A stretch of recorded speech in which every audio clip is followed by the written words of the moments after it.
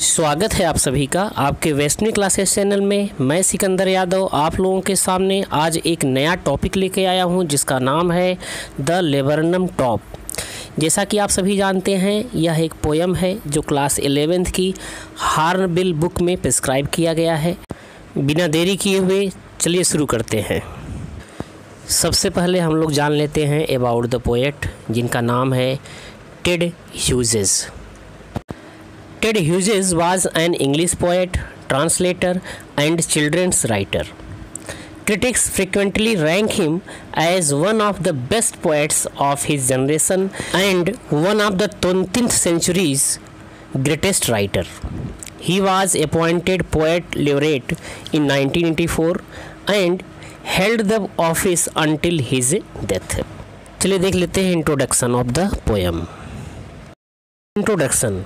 The poem The Laburnum Top is composed by Ted Hughes.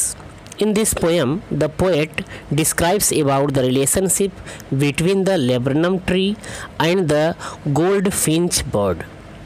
The tree is yellow, silent, and looked like death, but it is alive by the bird and her young ones. The yellow bird goldfinch has her shelter on the laburnum tree where she feeds her young ones.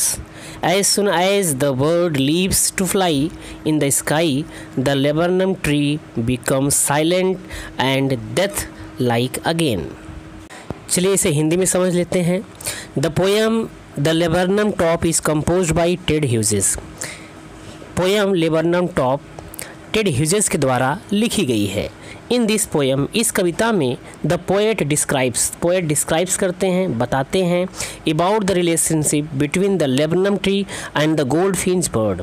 यहाँ पर poet laburnum tree और goldfinch bird के बीच के जो संबंध है उनके विषय में वह वर्णन करते हैं। वह बताते हैं द ट्री इज़ येलो। वो बताते हैं कि पेड़ जो है लेबरनम का पेड़ जो है वह पीले कलर का है, साइलेंट बहुत ही शांत है, एंड लुक्ड लाइक डेथ और जैसे लगता हो कि वह मृत हो अर्थात मरा हुआ हो, उसके अंदर जान न हो। बट इट इज़ अलाइव्ड, लेकिन यह पेड़ जीवित हो उठता है by the bird and her young once. किसके द्वारा जीवित हो उठता है? जो गोल्डफिंच बर्ड है उसके और उसके बच्चों के द्वारा, अर्थात उनकी जो एक्टिविटीज़ है that made the tree alive. मतलब कि उनकी एक्टिविटीज़ जो होती है वह उस पेड़ को जो है जीवित बना देती है। आगे देखते हैं द येलो बर्ड। यहाँ पर येलो बर्ड कौन है? Goldfinch. Has her shelter on the laburnum tree. कि जो येलो बर्ड है गोल्डफिंच उसका वहाँ पर निवास है उस लेबरनम ट्री पर। Where she feeds her young ones, जहाँ पर वो अपने बच्चों को दाना खिलाती है। As soon as the bird leaves to fly in the sky. ज्यों ही बर्ड जो है वह उस पेड़ को छोड़ करके उड़ जाती है या उस पेड़ को छोड़कर चली जाती है इन द स्काई, आकाश में, the laburnum tree becomes silent and death like again. और फिर से जो लेबरनम ट्री है वो फिर से शांत और जैसे लगता हो फिर से वह मृत हो गया हो अर्थात मर गया हो, उसके अंदर जान न हो। चलिए अब हम लोग डिस्कस कर लेते हैं समरी ऑफ द पोएम के विषय में। Summary of the poem. The poem the laburnum tree revolves around a laburnum tree and a goldfinch bird. ये जो पोएम है द लेबरनम ट्री ये रिवॉल्व करती रहती है, घूमती रहती है एक लेबरनम ट्री और एक गोल्डफिंच बर्ड के चारों तरफ। मतलब इसकी कहानी जो है कह सकते हैं कि ये घूमती रहती है एक लेबरनम ट्री और एक गोल्डफिंच बर्ड के चारों तरफ। The theme of the poem shows a mutual relationship between the laburnum tree and the goldfinch bird. इससे पोएम की जो थीम है वो दिखाती है कि जो लेबरनम ट्री है और गोल्डफिंच बर्ड है उनके बीच में एक बहुत ही म्यूचुअल रिलेशनशिप है। जिसे लगता हो कि उसके रहने से एक दूसरे को बड़ी खुशी मिलती हो और इसके चले जाने से उसको बड़ा दुख होता हो, तो यही कंडीशन यहाँ पर जो है दिखाई गई है। Here In this poem, the poet describes that there is a laburnum tree. It is yellow, silent, and looked like death. It looked extremely pretty in the yellow September light. The lifeless tree becomes alive after the arrival of the goldfinch bird because her shelter is on the laburnum tree. She feeds her young ones. She further moves to the other side of the branch with rapid and precautionary movement like a lizard. As soon as she arrives, her young ones start chirping like a machine and vibrating and flapping their wings. The death-like tree becomes alive and it trembles and shakes. चलिए इसे जान लेते हैं.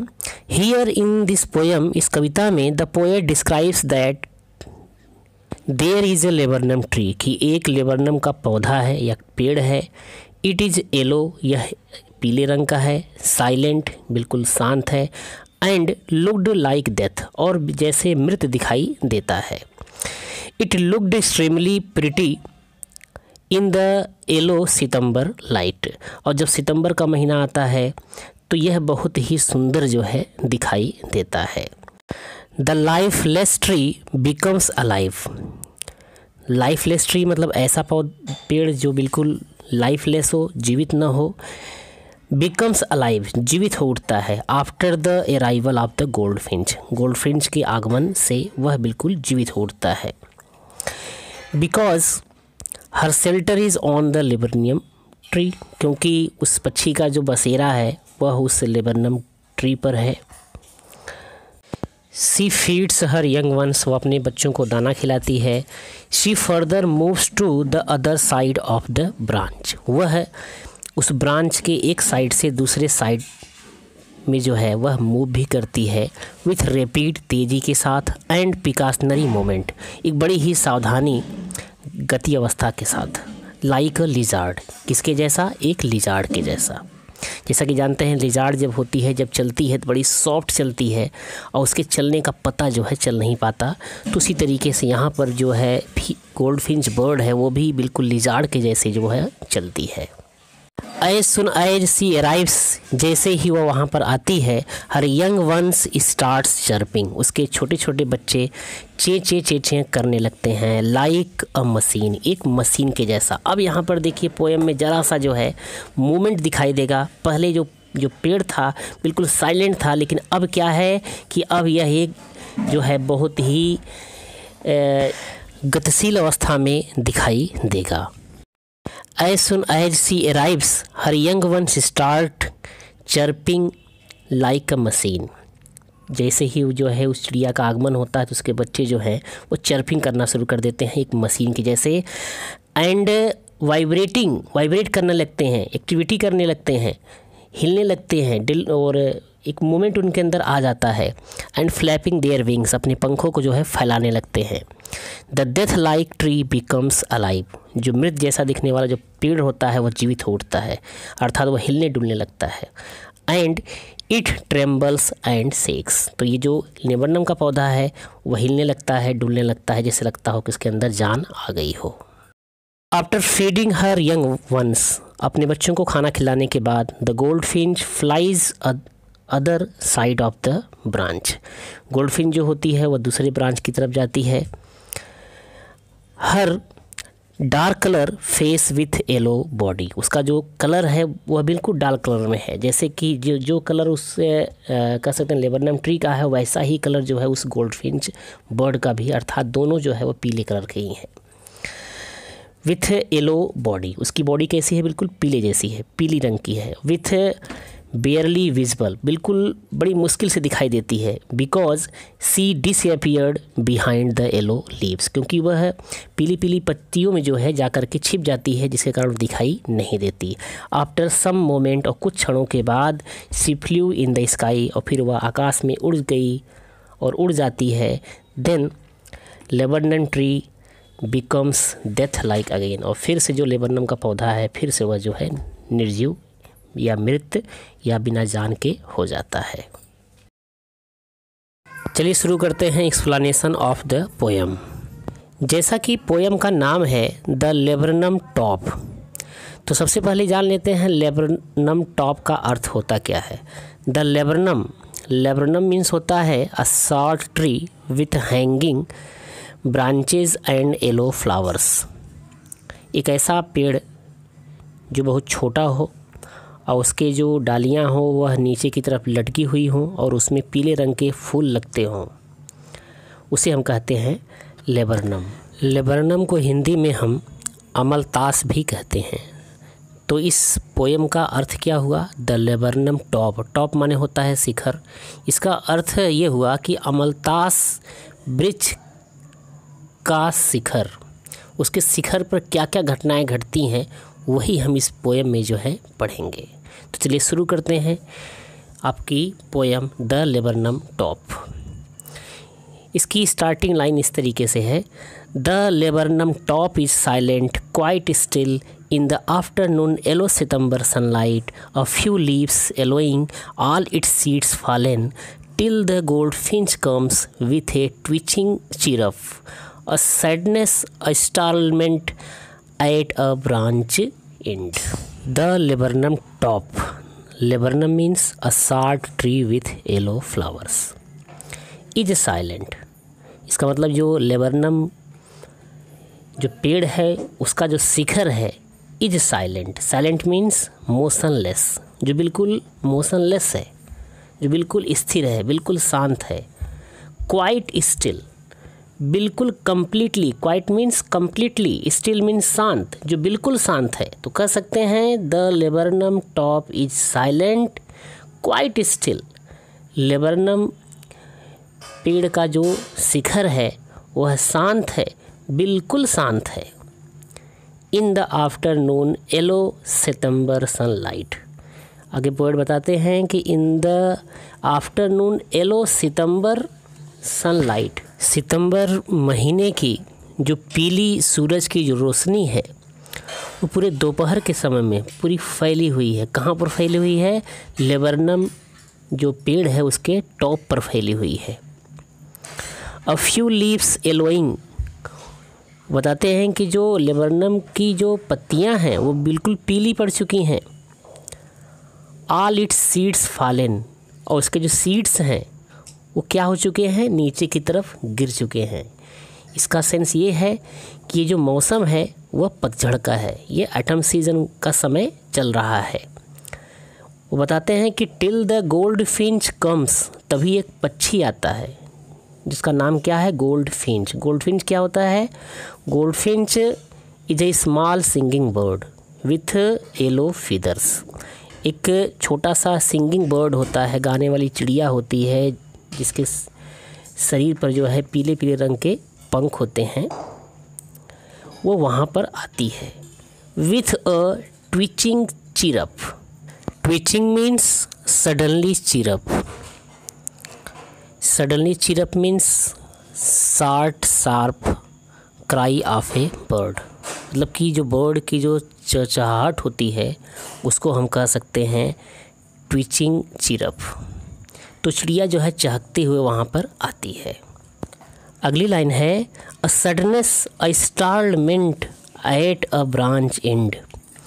अ suddenness means the quality of happening with headlong haste or without warning. कोई ऐसी घटना जो बिना बताए वहाँ पर घट जाए उसे कहते हैं सडनेस। और इंस्टॉलमेंट मीन्स क्या होता है, सडनली, अचानक से, कोई ऐसी घटना जो बिल्कुल अचानक से घट जाए। तो यहाँ पर जो चिड़िया का जो आना है वो अचानक से होता है, बिना बताए हुए होता है। कहाँ होता है, एट ब्रांच एंड। जो ब्रांच है लेबरनम टॉप की, उसके एंड का जो हिस्सा होता है वहीं से जो है उस चिड़िया का जो है आगमन होता है। चलिए अब बात कर लेते हैं लिटरेरी डिवाइसेस की। इस स्टेंजा में जो है क्या क्या लिटरेरी डिवाइसेस हैं उसके बारे में हम लोग जान लेते हैं। The laburnum top is silent quite still. यहाँ पर देखिए साइलेंट और स्टिल में एस तो है और स का साउंड तो आ रहा है, लेकिन यहाँ पर क्वाइट जो है बीच में आने से यहाँ पर ये नहीं कहा जा सकता कि यहाँ पर पोएटिक डिवाइस एलिट्रेशन है, क्योंकि एलिट्रेशन में लगातार जो होता है वो जो कॉन्सोनेंट साउंड्स होते हैं उसकी जो है फ्रीक्वेंसी होनी चाहिए। तो अगली लाइन में देखते हैं, इन the afternoon yellow September sunlight. हाँ, यहाँ देखिए सितंबर सनलाइट, सितंबर में भी जो है स का साउंड आ रहा है, सनलाइट में भी स का साउंड आ रहा है। तो यहाँ पर सितंबर सनलाइट जो वर्ड्स हैं इसमें क्या है, एलिट्रेशन है। ठीक है। नेक्स्ट में a few leaves allowing all its seeds fallen till the gold finch comes with a twitching chirp a sadness instalment at a branch and में कोई भी जो है फिगर ऑफ स्पीच नहीं है। आगे चलते हैं। सेकेंड पैरा में है, then sleek as a lizard and alert and abrupt she enters the thickness and a machine starts up of chittering and tremor of wings and trillings, the whole tree trembles and thrills। यहाँ पर poet कहते हैं कि then sleek as a lizard। यहाँ देखिए, यहाँ क्या लिखा है, sleek as a lizard। यहाँ as शब्द आया है, तो यहाँ पर as शब्द आने से क्या दिखाता है, कौन सा पोएटिक डिवाइस होता है, कौन सा लिटरेरी डिवाइस होता है, सिमिली होता है। तो कह सकते हैं कि then sleek as a lizard में क्या है, सिमिली, क्या है, लिटरेरी डिवाइस है। एंड अलर्ट एंड अब्रप्ट, तो यहाँ पोएट कहते हैं कि then sleek as a lizard, sleek means smooth, alert means conscious, abrupt means sudden. तो कह सकते हैं कि यहाँ पर पोएट जो है वो जो गोल्ड फिंच जो बर्ड है उसको, उसकी तुलना किससे किया उन्होंने, एक लिजार्ड से किया है। और क्या कहा है कि वह एक लिजार्ड के जैसे जो है बहुत ही सॉफ्ट तरीके से वह लेबनम पौधे के अंदर जो है बहुत धीरे धीरे क्या करती है, प्रवेश करती है। एंड अलर्ट, जो बिल्कुल क्या होती है, अलर्ट होती है, बिल्कुल कॉन्शियस होती है, सचेत होती है। एंड एब्रप्ट, एब्रप्ट मीन्स अचानक से इंटर करती है।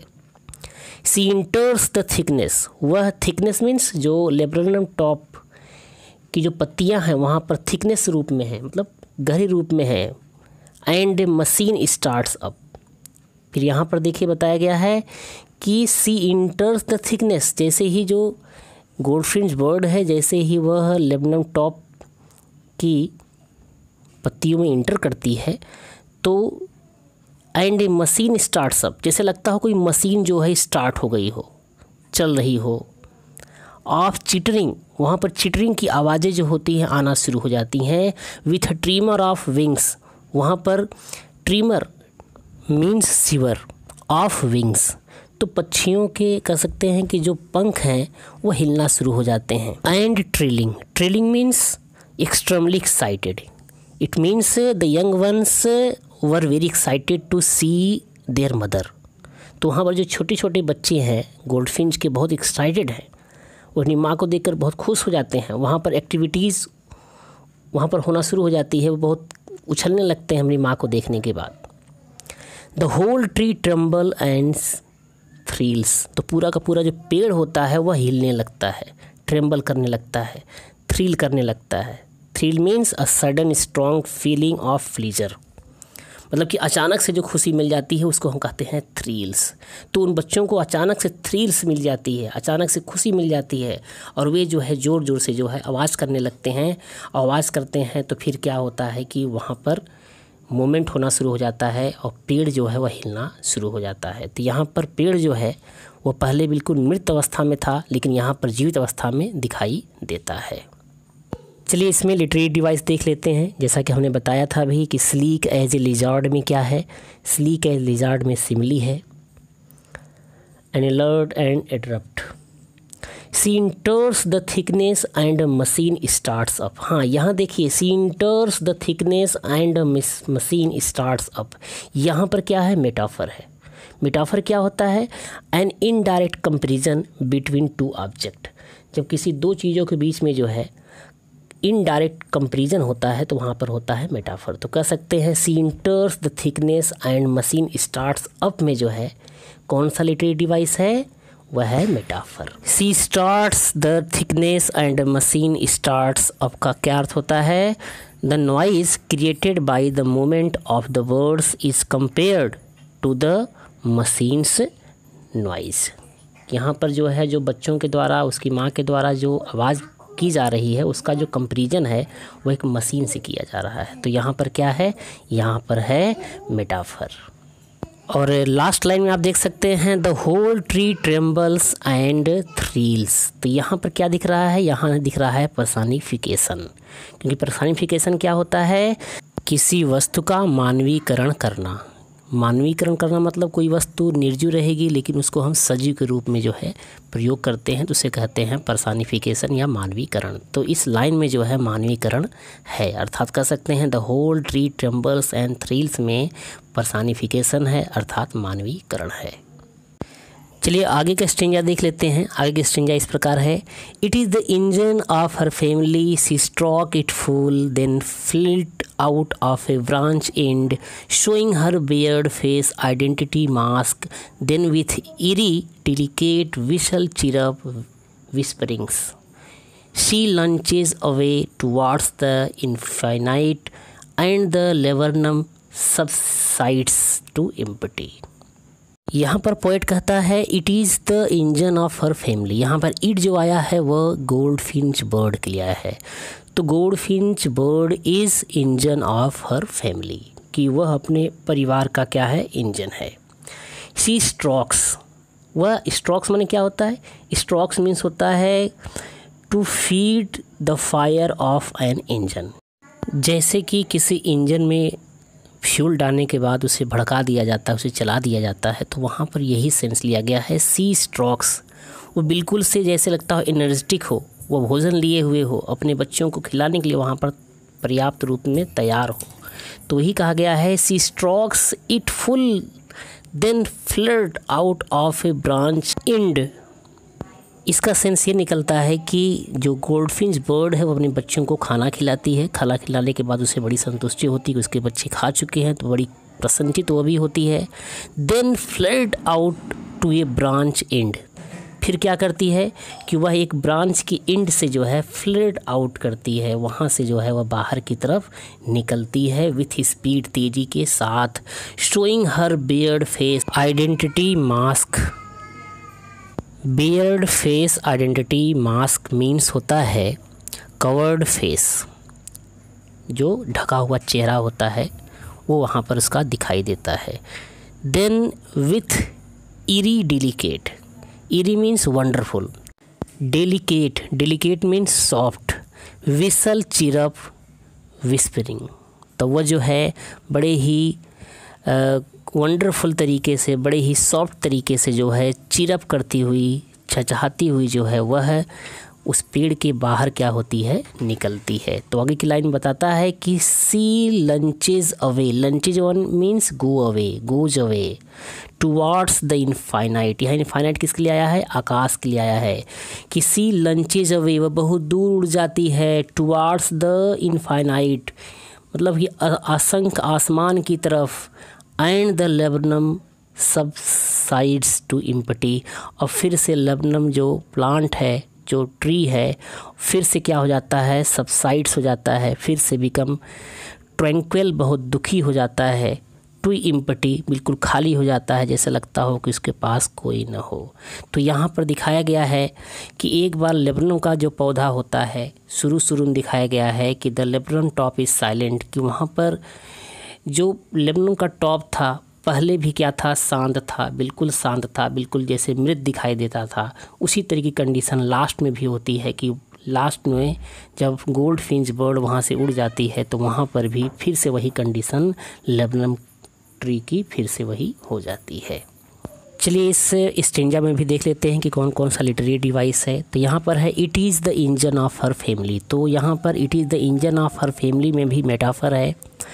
आगे she stroke it full then flirt out of a branch end showing her branches face identity mask. यहाँ देखिए beard face identity mask. Beard face identity mask में क्या लिटरेरी डिवाइस है? Transferred epithet. इसका अर्थ क्या होता है? The figure of speech where the adverb is transferred to another noun, कि जहाँ पर एडवर्ब जो होता है वो ट्रांसफ़र हो जाता है किसी नाउन, दूसरे नाउन के लिए, तो वहाँ पर होता है आपका transferred epithet. My dear students, I hope you will like this video. For more videos, like, share and subscribe your own channel, Westme Classes. Thank you and have a good day.